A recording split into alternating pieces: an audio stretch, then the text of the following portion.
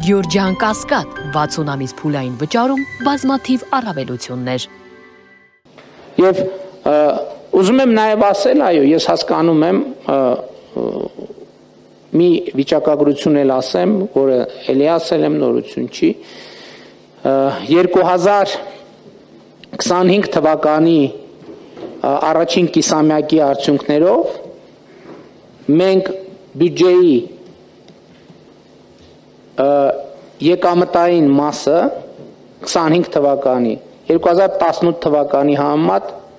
ավելացրել ենք 781 միլիարդ դրամով կամ 136%-ով։ Այսինքն սա ինչ նշանակում, որտեղ այս տոկոսներն էլ երբեմն լավ չի ընկալվում։ Սա նշանակում է, որ 2018 թվականի առաջին կիսամյակի բյուջեի կողքը եկամուտների մի հատ էլ նույն չափով եկամուտներ են ձևավորվել, այսինքն մի հատ էս բաժակը կար 2018 թվին, մի հատ էլ սրա նման բաժակ կողքը նույն ձևի հայտնվել է, պլյուս 36%։ Ինչ? Արաղ, ինչի արաղի հենց։ Շատ լավ, համաձայն եմ։ Այսինքն, ես նկատի ունեմ, այս պրոցեսը գնում է, բայց էլի եմ ասում, սա կառավարության ջանքն է, ոչ միայն։ Ես կրկին ուզում եմ շնորհակալություն հայտնել մեր բոլոր այն տնտեսվարողներին, ինչպես ասում եմ, աշխատող արդյունք ստեղծող եւ հարկերը վճարող մեր բոլոր տնտեսվարողներին։ Ես հիմա ուզում եմ նաեւ շնորհակալություն հայտնել մեր բոլոր այն քաղաքացիներին, ովքեր կապ չունի 10 դրամի, թե 10,000 դրամի, թե 110,000 դրամի առևտուր են անում, առանց ՀԴՄ կտրոնի խանութից դուրս չեն գալիս։ Հատուկ շնորհակալություն եմ ուզում հայտնել բոլոր այդ քաղաքացիներին։ Բայց ես նաև ուզում եմ շնորհակալություն հայտնել հատուկ պետական բոլոր եւ համայնքային այն ծառայողներին, ովքեր իրենց գործունեությամբ ամենօրյա աշխատանքով ջանք են ներդնում ստվերային տնտեսությունը կրճատելու եւ պատշաճ հարկային հավաքագրումները ապահովելու համար։ Եվ սա չափազանց կարևոր կոնտեքստ է եւ նաեւ ուզում եմ մենք խոսենք այն առանցքային ծրագրերի մասին։ Հիմա գումարը հավաքեցինք հունվարի 1-ի թթվասերը առանք, ՀԴՄ վերցրինք, հարկը վճարեցինք։ Ինչ են 26 թվի, ինչ են կանելու, որ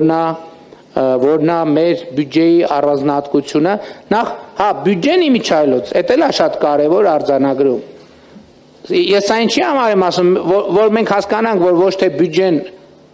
ճամպրուկներ են կամ սենյակա, որի մեջ փողերը դրած է եւ բանալ լինել ֆինանսների նախարարի կամ վարչապետի կամ կենտրոնական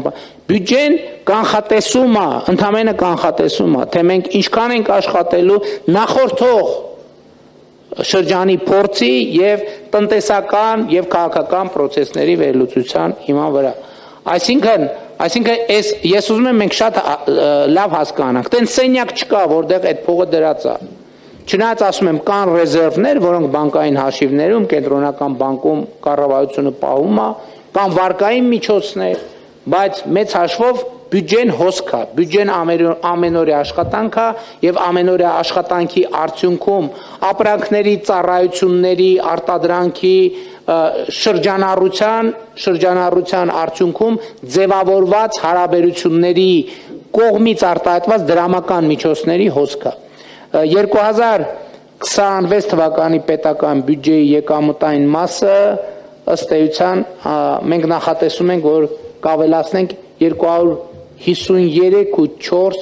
միլիարդ դրամով կամ 8.9%-ով։ Պարոն Հովհաննիսյան, զուգահեռ նայեք, հանկարծ տողերը չխառնեմ։ Հիմա բայց կարևոր է նաև արձանագրել, թե 26 թվին ինչ առանձնահատուկ ծրագրեր մենք ունենք, բաց են սովորական ծրագրերը, որ բյուջեով պետք է ապահովենք։ Ամենակարևոր նորություններից մեկը կներդրվի առողջապահության համընդհանուր ապահովագրության համակարգը եւ 2026 թվականին ըստ էության քաղաքացիները դրա հետ կապված որևէ ծախս չեն նկատի, որովհետեւ ծախսերը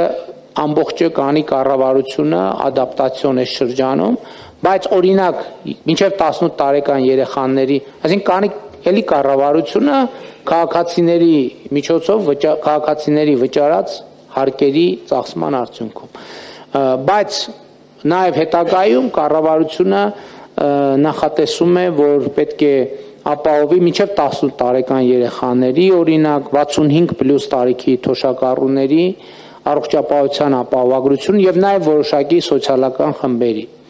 Որոշակի սոցիալական խմբեր ասելով պետք է նկատի ունենալ նաև, որ մենք անապահովության գնահատման մեր համակարգերը փոխում ենք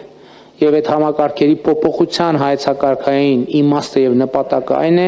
որ մենք մարդուն ոչ թե քաջալերենք չաշխատել, այլ քաջալերենք աշխատել։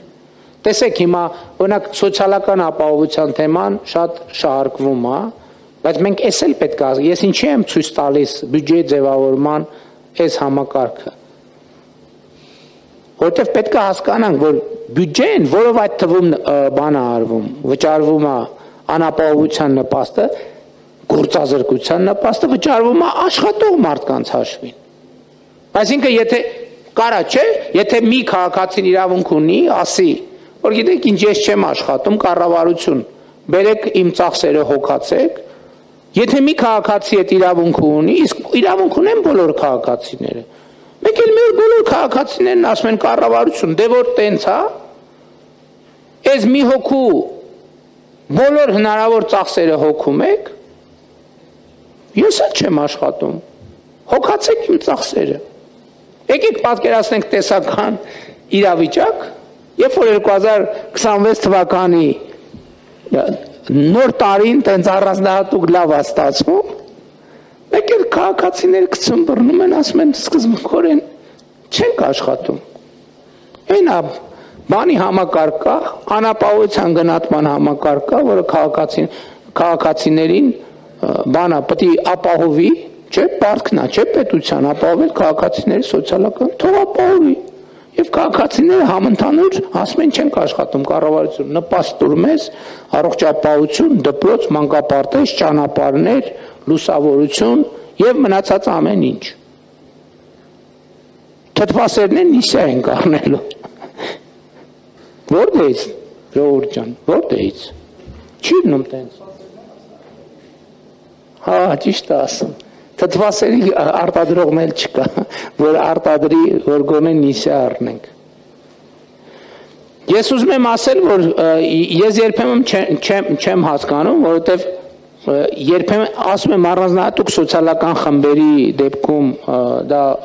հանրային համերաշխության խնդիր է, բայց երբեմն անկեղծ ասեմ, ես ինձ համար ընդունելի չի որոշակի բանա,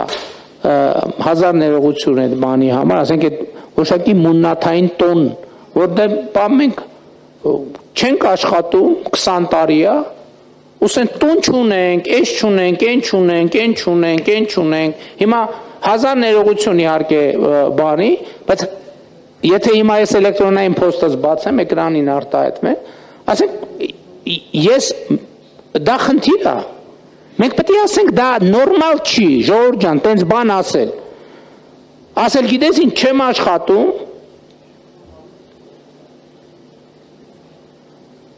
տուն չունեմ, ես չունեմ, խնդրում եմ ապահովել ինձ, չի լինում տեն ժողովուրդ ջան, չի լինում, դա նորմալ հանրային հարաբերություն չի, բայց ես այս առումով ուզում եմ նաև ընդգծել, որ Էսա նաև պատճառը, որ մենք հայտարարում ենք, որ կրթությունը մեզ համար ռազմավարություն է, կամ կրթությունն է մեր ռազմավարությունը, որովհետև երբ որ նման դեպքերի մեջ խորանում ես, հասկանում ես ինչն է դրա պատճառը, հասկանում ես, որ դեպքերի 80%-ում խնդիրը կրթության մեջ է, կամ մարդիկ, ովքեր աշխատում են, բայց սոցիալական մինիմում չեն կարողանում ապահովել, ստեղ էլ է խնդիրը կրթության մեջ, որովհետև այդ մարդիկ օբյեկտիվորեն չունեն որակավորում ավելի բարձր աշխատավարձ ապահովող սեգմենտներում աշխատելու։ Եվ ես կարծում եմ, որ բյուջետային քննարկումները շատ լավ առիթ են, որպեսզի մենք այս բոլոր շերտերին անդրադառնանք։